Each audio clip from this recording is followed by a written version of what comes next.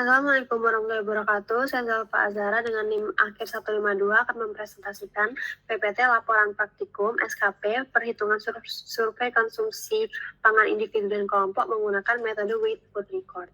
Untuk latar belakangnya sendiri, metode Weight Food Record atau WFR dikenal sebagai standar emas dalam pengukuran asupan karena mampu menghasilkan estimasi konsumsi yang akurat serta meminimalisirkan bias ingatan.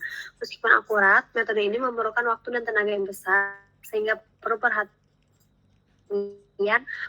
pada aspek pelaksanaan agar kualitas data tetap terjaga. Untuk tujuan praktikumnya SKPR termasuk penimbangan bahan makanan, pencatatan waktu makan, dan identifikasi bahan pangan sesuai standar survei gizi. Yang kedua adalah mengolah dan menghitung asupan energi serta zat gizi, yaitu karbohidrat, protein, lemak, vitamin, mineral, dan membandingkan dengan AKG. Yang ketiga adalah mengidentifikasi perbedaan pola konsumsi antar individu dan kelompok berdasarkan jenis makanan, jumlah asupan, dan distribusi zat gizi. Yang keempat adalah menganalisis kelebihan dan keterbatasan metode survei konsumsi pangan dari aspek validitas, reliabilitas, dan potensi bias. Untuk yang pertama adalah rata-rata konsumsi responden 1, yaitu KKL, sebagai berikut. Dengan interpretasinya, yaitu rata-rata asupan energi harian Keisha adalah 1.133 atau 50,36% dari kebutuhan energi berdasarkan klasifikasi WNPG. Tersebut tergolong defisit energi kekurangan lebih dari 30% dari kebutuhan menunjukkan resiko defisit energi kronis yang dapat menurunkan produktivitas, menyebabkan kelelahan, serta mengganggu metabolisme tubuh. Untuk asupan karbohidrat sendiri yaitu 192 gram per hari, yaitu 67,68%, sedikit melebihi batas AMDR, menunjukkan pola makan yang masih dominan nasi dan mie instan. Pola ini memberi energi cepat tetapi rendah protein dan serat.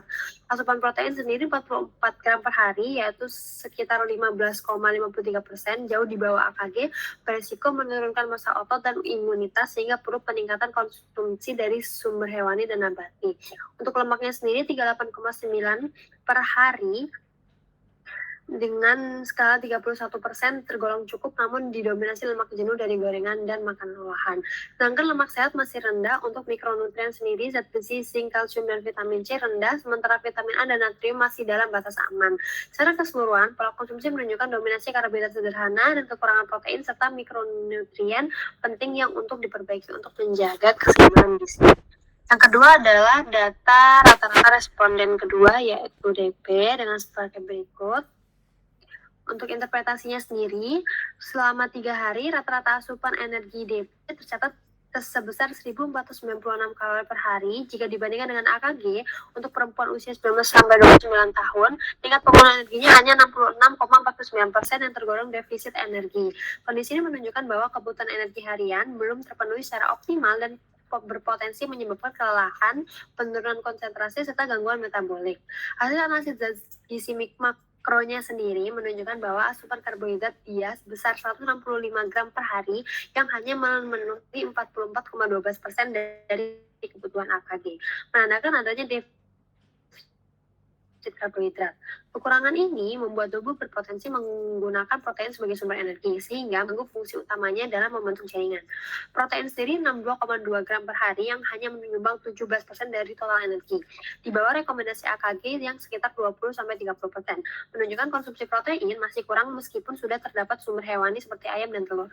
Sementara itu, asupan lemak hanya 62 gram per hari, yaitu baru memenuhi 37% dari kebutuhan dan sebagian besar berasal dari lemak jenuh pada makanan, gorengan, dan olahan.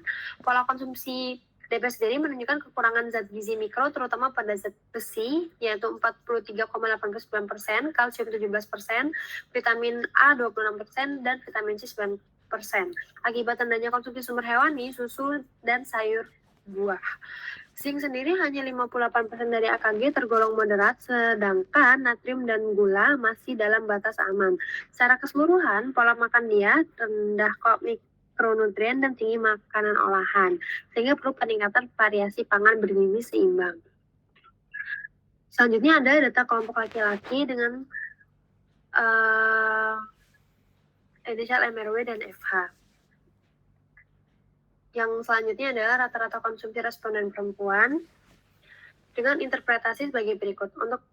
Untuk interpretasi kelompok laki-laki sendiri sebesar 1.500 untuk asupan energi masih jauh di bawah kebutuhan AKG, menunjukkan defisit energi sedang. Asupan karbohidratnya sendiri 90,9 gram sangat rendah, sementara lemak 48,4 gram tergolong moderat dan protein 135,8 gram. Justru melebihi kebutuhan, menandakan pola makan tinggi protein namun rendah karbohidrat.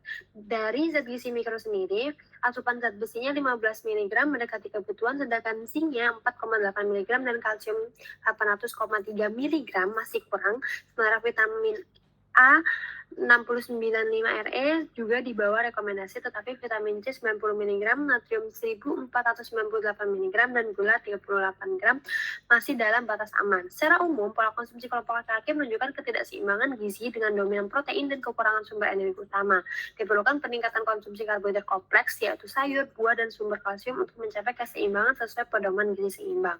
Untuk rata-rata asupan energi kelompok perempuan sendiri sebesar 1.231 kalori per hari masih jauh di bawah kebutuhan AKG, menunjukkan defisit energi yang dapat menurunkan stamina dan konsentrasi. Rendahnya energi sejalan dengan asupan karbohidrat yang 196,3 gram, protein 45,1 gram, dan lemak 41,9 gram, yang umumnya belum mencapai kebutuhan ideal. Meskipun terdapat variasi besar antar individu dengan beberapa responden memiliki asupan lemak atau energi yang sangat tinggi, dari sisi mikronutrien, zat besi 7,5 mg, zinc 5,2 mg, kalsium 284 mg, vitamin A 287 Re, dan vitamin C 45 mg masih di bawah rekomendasi, menunjukkan resiko defisiensi yang dapat mempengaruhi daya tahan tubuh dan kesehatan tulang. Sementara natrium 801 mg dan gula 26 gram masih dalam batas aman meskipun terdapat individu dengan asupan natrium sangat tinggi. Secara keseluruhan, pola konsumsi kelompok perempuan menunjukkan ketidakteraturan dan ketidakseimbangan asupan gizi dengan kecenderungan rendah energi, protein, serta mikronutrien penting. Sementara sebagian responden memiliki asupan lemak dan natrium yang berlebih. Untuk kesimpulannya sendiri, hasil pencatatan Weight Food Record selama 3 hari menunjukkan pola konsumsi responden cenderung defisit energi. Rata-rata asupan hanya sekitar 50-66% dari AKG dengan karbohidrat rendah, protein belum seimbang, dan lemak banyak berasal dari makanan olahan. Mikronutrien sendiri penting seperti Fe, zinc, kalsium, dan vitamin C juga masih di bawah rekomendasi. Secara kelompok, laki-laki menunjukkan asupan tinggi protein namun rendah energi dan karbohidrat. Sedangkan perempuan mengalami defisit gizi lebih besar hampir di semua zat gizi. Rata-rata energi totalnya hanya kurang lebih 1.237 kalori per hari, menandakan defisit energi kronis dan pola makan yang belum sesuai pedoman gizi seimbang. WFR efektif menggambarkan pola konsumsi meskipun masih terbatas oleh variasi harian dan beban pencatatan responden. Sekian dari saya, terima kasih.